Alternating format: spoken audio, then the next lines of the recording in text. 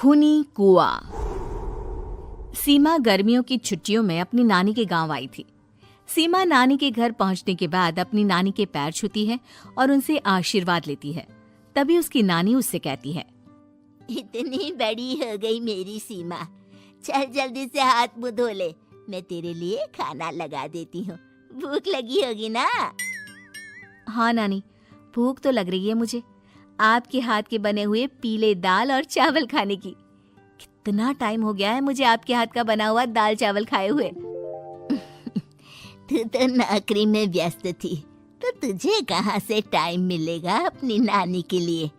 और जब इतने टाइम बाद आई है तो ज्यादा टाइम के लिए रुक कर जाएगी तू। हाँ नानी, इस बार पूरे 2 महीने के लिए आई हूँ। सीमा की नानी अंदर जाकर उसके लिए खाना बनाने लगती है। सीमा कमरे में अकेली होती है, तभी उसे किसी औरत के रोने की आवाज सुनाई देती है। वो कभी खिड़की से बाहर झांकती है तो कभी दरवाजे से बाहर झांकती है। उसे समझ में नहीं आ रहा होता है कि आखिर रो कौन रहा है। तभी नानी खाना लेकर आ जाती है। वो अपनी नानी से कहती है, नानी, कोई औरत रो रही है क्या? मैं जब से यहाँ आई हूँ तब से मुझे यहाँ किसी औरत की रोने की आवाज आ रही है। हे भगवान, कहीं ये वही तो नहीं? बोलो ना नानी। अरे कोई नहीं रो रहा, ये तेरे मन का वहम है। और तू ना अब खाना खा ले, ज्यादा यहाँ वहाँ की बातों में ध्यान मत दिया कर। जल्दी से खाना खा और फिर मेरे साथ आ जा मेरे कमरे में, दोनों बैठकर खूब सारी बातें करेंगे। ऐसे ही अगले दिन सीमा अपनी नानी के साथ गांव के बाजार जा रही होती है। उसी रास्ते में फिर से किसी औरत के रोने की आवाज आती है। वो अपनी नानी से कहती है, अरे नानी, क्या सच में तुम्हें अभी भी किसी औरत की रोने की आवाज नहीं सुनाई दे रही? मुझे किसी औरत की बहुत बुरी तरीके से रोने और चीखने की आवाजें आ रही हैं। मैं बहुत परेशान हूँ नानी, आखिर ये कौन है? मुझे लगता है कि सीमा को शहर भेज देना चाहिए, यहाँ रहना उसके लिए ठीक नहीं। नानी बोलो ना, आप चुप क्यों हो जाते हो?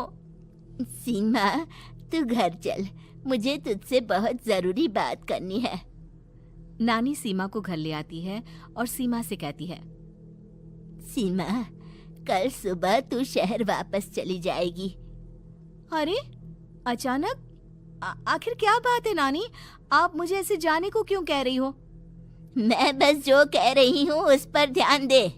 तू कल सुबह यहाँ से चली जाएगी, और ये बात मैं कोई मजाक में नहीं बोल रही। तू कल जाएगी तो मतलब जाएगी। अरे नानी, चली जाऊंगी मैं, ठीक है, पर आखिर बात क्या है ये तो बता दो।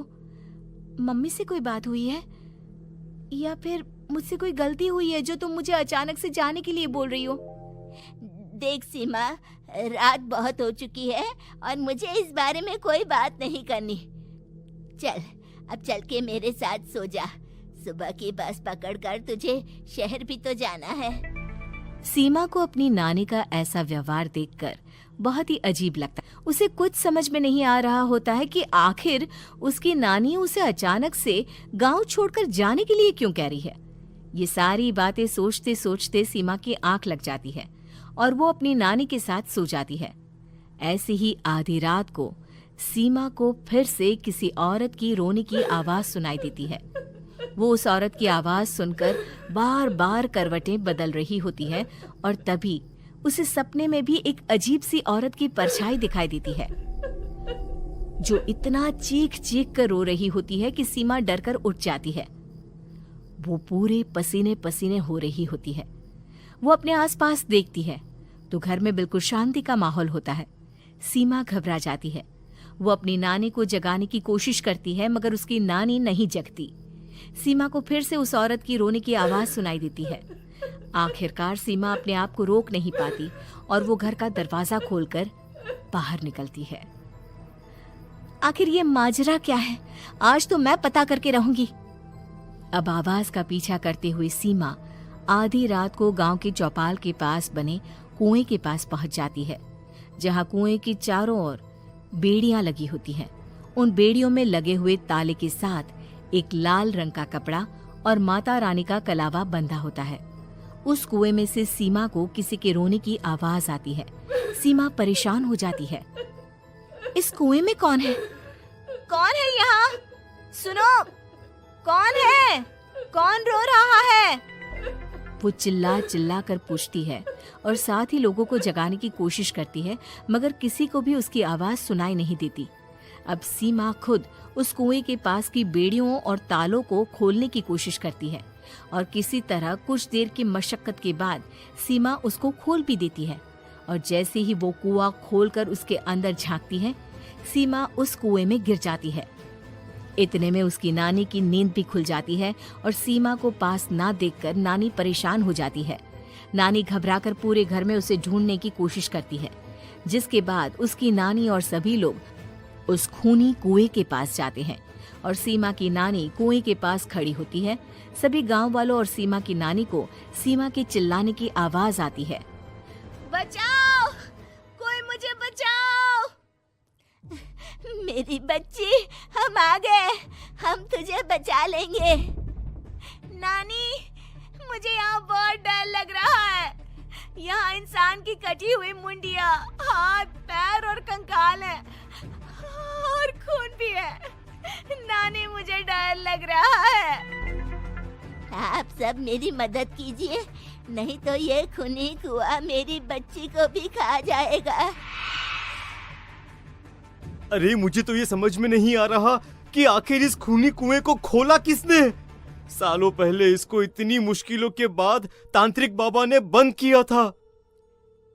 अरे पूरा गांव खूनी कुएं के बारे में अच्छे से जानता है, तो कोई भी जानबूझकर तो ऐसा करेगा नहीं। मतलब किसी ने अनजाने में इसे खोल दिया है भैया। सीमा को इस बारे में मालूम नहीं था और जब से वो यहाँ आई थी तभी से उसे किसी औरत के रोने की आवाजें भी सुनाई दे रही थी। कहीं सीमा ने ही तो उसे नहीं खोला। अगर ऐसा है तो फिर सीमा का बचना बहुत मुश्किल है। वहीं कुएं के अंदर सीमा रोते हुए बैठी होती है कि उसे आवाज सुनाई देती है जो कुएं के बाहर खड़े गांव वालों में से किसी को सुनाई नहीं देता। आज सालों के बाद मुझे ताजा खून मिलेगा। तेरा खून पीकर आज मैं अपनी प्यास बुझाऊंगा।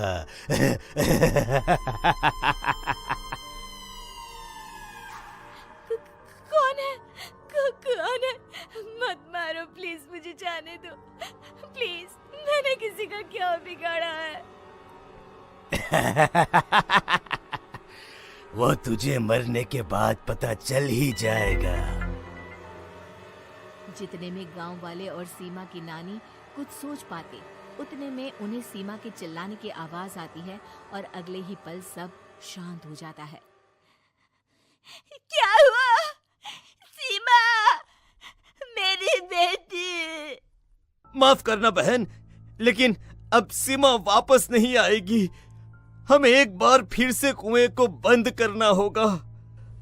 गांव वाले तभी तांत्रिक को बुलाकर लाते हैं। एक बार फिर अपनी शक्ति से तांत्रिक बाबा उस कुएं को हमेशा हमेशा के लिए बंद कर देते हैं और वहां एक बोर्ड लगा दिया जाता है कि यहाँ आना मना है।